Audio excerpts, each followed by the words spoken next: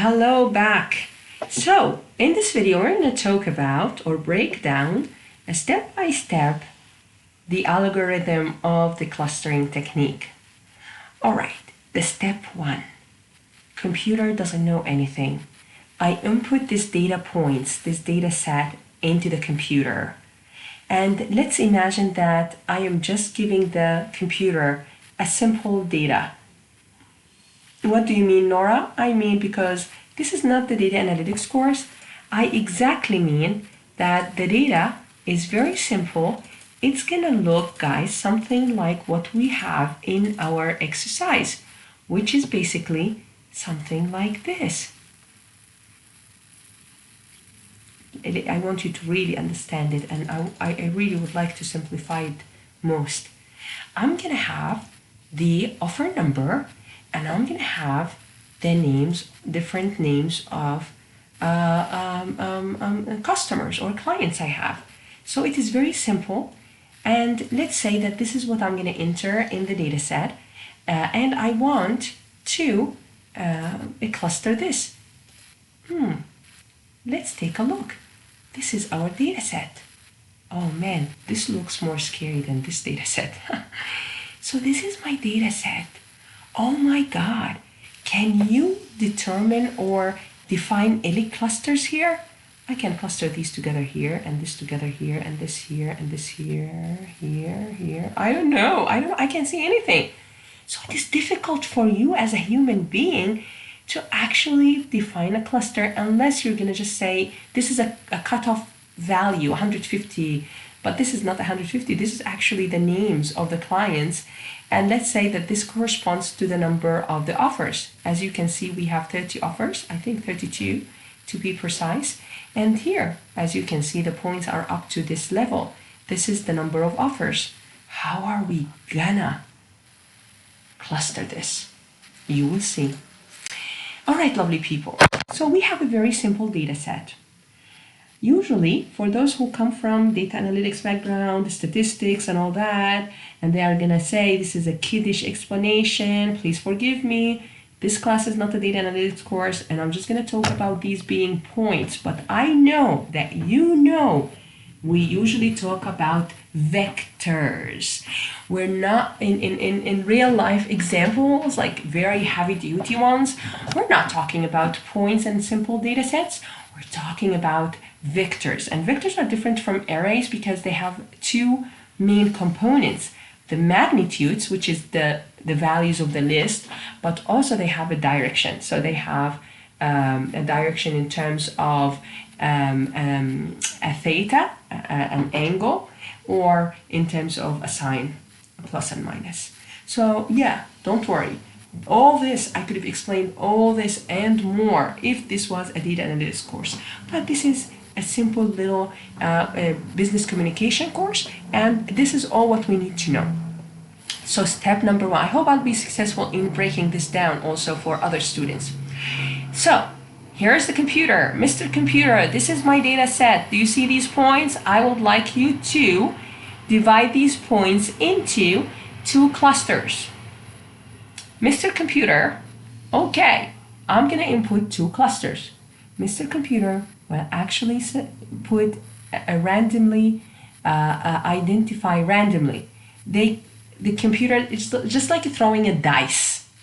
The computer will randomly select 2 points. For those who are saying, oh, what is this randomly? I'll tell you, yes, randomly. Don't you know randomly? Look, here in Excel, if you go and type in equals random, rand, this is for random. So you can random, okay, so you can random whatever number here. Look at all these numbers that are random generated by the computer. So yes, random, but the computer is smart. The computer will not give you a random number outside our range. At least the computer know the minimum, know the maximum, yeah? And then randomly, do you see how easy Excel can provide a random number? Same with any algorithm. So computer-wise, it is easy peasy, all right? So don't imagine that this is like rocket science. This idea is very basic idea in algorithms. All right, so randomly I'm assigning, or the computer is assigning 2 points because I told the computer I wanted 2 clusters.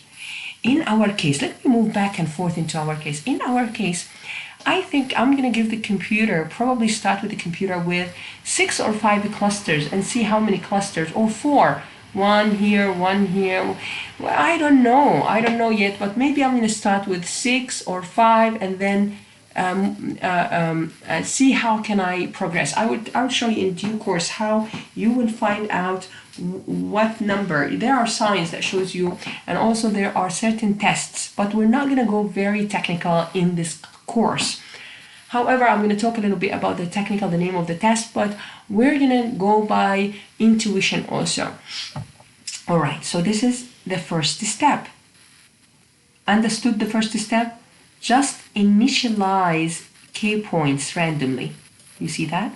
Random. All right. What happens next? What happens next is an iteration steps. Iteration? This sounds familiar. Oh, hell yeah, hey. It is familiar because when we were talking about the definition of an algorithm over here, we talked about an algorithm being a process of steps and rules and iteration, so iterative and repetitive processes. So of course, iteration comes from there. Clustering is just a technique, it's just an algorithm. So there are many iterations, repetitions, just like the pencil example that I gave you in the previous video. Keep going, keep going, keep going. But there should be a criteria, there should be a rule. Remember in the definition of an algorithm, what's the rule? So what is the rule here? Okay, when we talked about the definition of clustering, we talked about the distance. A distance between this centroid, the center point, and other points in the data set. So what happens is, where did I jump here? So what happens is, the system can compute the distance between all these data points, the green data points and the red, and the distance between all the data points and the blue. What does that mean? This means for this data point, for any data point in the data set, there will be 2 distances. One distance from the red, one distance from the blue. Easy peasy, isn't it? Oh yeah, it's easy. Which one is closer? Which one is shorter? Then I belong to the blue team. If I am closer to the red than to the blue, then I belong to the red team. So this is the second step. Basically, the second step involves iterations, and it comes into 2 sub-steps. The first iteration A, I would call it, or step 2A and step 2B. Step 2A is, first of all, we're getting these points and identifying, am I closer to am I the red team or am I the blue team? Based on the distance measured between the point and each centroid. If you put 3 other centroids, there will be 3 different distance measures. And then the shortest one will win. This means I belong to their team because I'm closer. All right, I think this is understandable. Now, what happens here after I identify, am I in the red team or in the blue team? This point, the point that we put it here randomly, as you can see here, it's put randomly like that, have to move. What? Yes, it has to move because the name of this algorithm is k-mean. So you mean that it has to move its position in such a way that it is positioned in the mean distance of all that group that identified itself as red? Yes. So this point has to move. It's slightly, as you can see, moved this way for the red, and the blue slightly moved that way because this position satisfies the mean distance. Again, can you say that again? Okay, I can say it. The algorithm, first of all, measured 2 distances for each point. The distance from the red centroid and the distance from the blue centroid. Based on this distance, the shortest distance, this point was identified to belong to a certain group or team. Okay. Now we already have the distance measured. Yes, and stored in the system. We keep it. Oh, yes, okay, we keep it. Then if we sum this distance with all the distances, the sum of the distances here of the red team, only our team, any other point outside our cluster, outside our team, is considered an outlier to us, out of the team. So all the distances between these points and the centroids were summed together, and then this is over the number of the points is the average. And then this point will move slightly to satisfy the average, which actually satisfies also the minimum the minimum sum of all the distances, as you can see over here. Sorry. So this is the iteration part. It's easy and intuitive, isn't it? So let's take a look at the step 3. Step 3, more iterations until we find out. So after this new position, we are going to compute the distance again. What do you mean? I mean, maybe this point now is closer to the new position of the red centroid rather than the new position of the blue centroid. Oh, isn't that true? Yes, it's true. It's also true for this point. It's closer to the blue rather than to the red. So again, we're going to compute the distances from each point to the red, each point to the blue, and reassign the team member, like the team, for each point. And thus, this centroid will keep moving, and the identification also keeps changing until we get something like that, where the sum of all the distances between the centroid and all the points of the red team is the most minimum compared to the previous iterations. So if this satisfies all the minimum, this means this is the bestest arrangement. And don't you think it is the bestest arrangement? Look, blue and red. Let's take a look here. You could easily identify these two clusters. But how did you program the computer to uncover these clusters is a different situation. I also would like, since we are doing business communication, it's very important that we use the right terms to communicate when we are explaining this algorithm. So for example, I don't want to say can't, you can say anything you want to say, but it is not right of you to say, I'm going to create two clusters. You don't create clusters. You uncover clusters. Yeah, you uncover patterns. You don't create patterns in the data. You don't create clusters in the data. You uncover clusters. All right, identify clusters. So K is the number of clusters, and you will have a certain data set. You will use it for a training. I'm not going to talk about the training and testing and all that for machine learning and all that in-depth explanation for data analytics course. This is just for business communication course. So for this purpose, let me now tell you that there are certain and different typologies of data points.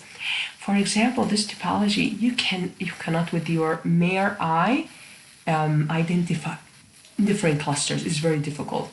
Over here, it's very easy. Do you see how I just circled this into 3 different clusters? You can easily see 3 different clusters. But over here, in my case over here, oh no, it's mission impossible. I can't see how many clusters. I can't see how many clusters I want to do here, unless I know that there's a height and there is a certain average height for a certain size for clothing, for example, if it's a t-shirt sizing. So yeah, the data could tell you your experience in that industry or your experience in that area could help you identify the number of clusters in the data. But sometimes it's difficult. And because sometimes it's difficult, we resort to science.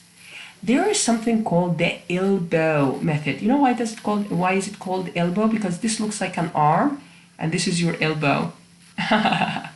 So this is like your arm and this is your elbow. So the elbow the elbow method is used in fact in different threshold kind of algorithms. Any algorithm that needs a threshold or need to define a number of clusters, we use this kind of a chart, and we call it an elbow method, because you always take before the stagnant or the very small changing rate over here. Do you see the changing rate here up from here 6 down? It's so small, the changing rate. So this we say whatever comes below that. So we have here 5.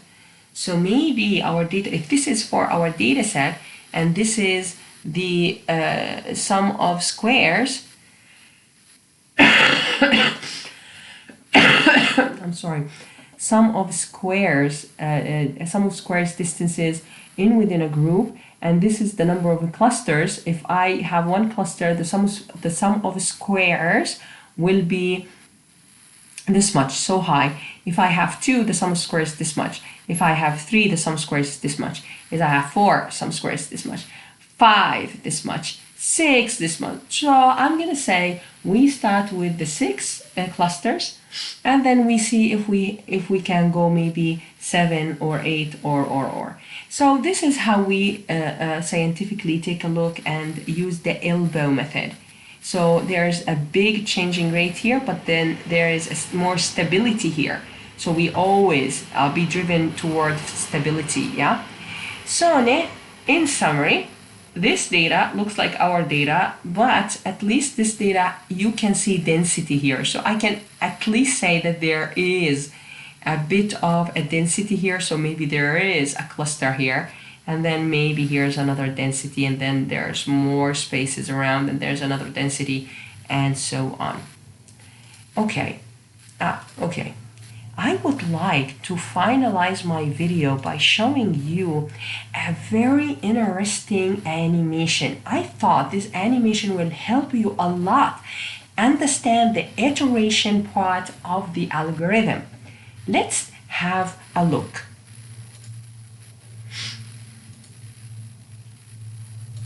Wait, place 4 random centroids. What does that mean? This means that the human being gave the computer 4 centroids. Look at them. Do you see this colored one, this colored one, this colored one, and this colored one? This is the first iteration the computer has made, and it started randomly from here, here, here, there. Shortly, you will see other initialization. You will have initialization here, here, here, there. So let's take a look at the performance of k-means clustering with different initiation, because you might tell me, Nora, if the computer initialized different points in different positions, maybe it will give me different output. So I will tell you, you know what, maybe you're right. So let's make a simulation. Look at the simulation. Look at the beauty of this. Dun, dun, dun. Do you see these lines? These are the lines from different data points, yeah? That keeps iterating. You see, keeps moving onto the average, keeps moving.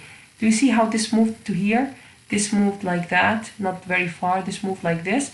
Look at this second iteration, second attempt. Look at this second attempt. Do you see the red? If you remember, the red was somewhere here. Now, this is another random.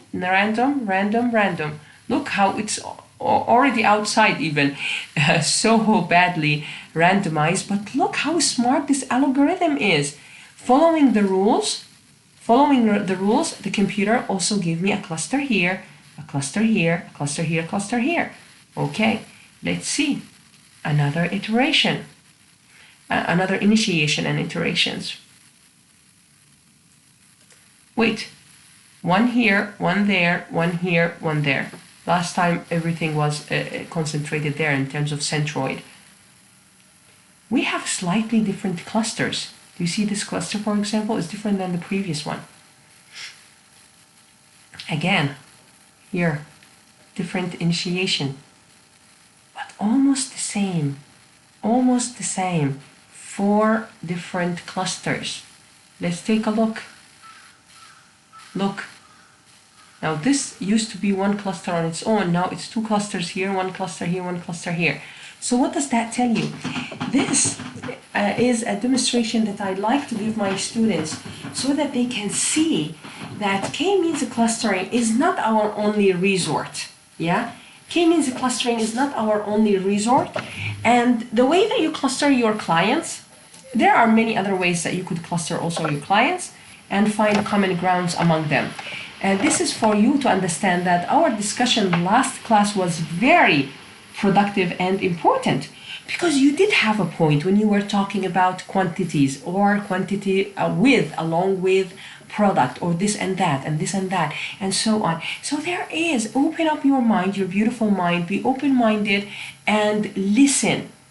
Not because you're ready to give an answer, but listen and contemplate in what your other team member telling you. But in any case, our example is very simple, and we will be able to cluster our clients into different groups. So basically we're going to use K-means clustering, and then we're going to use another clustering technique called K-median clustering, and then we're going to identify our clusters, and then of course we're gonna start enjoying the course with more to do with the subjective part, which is writing and devising the email.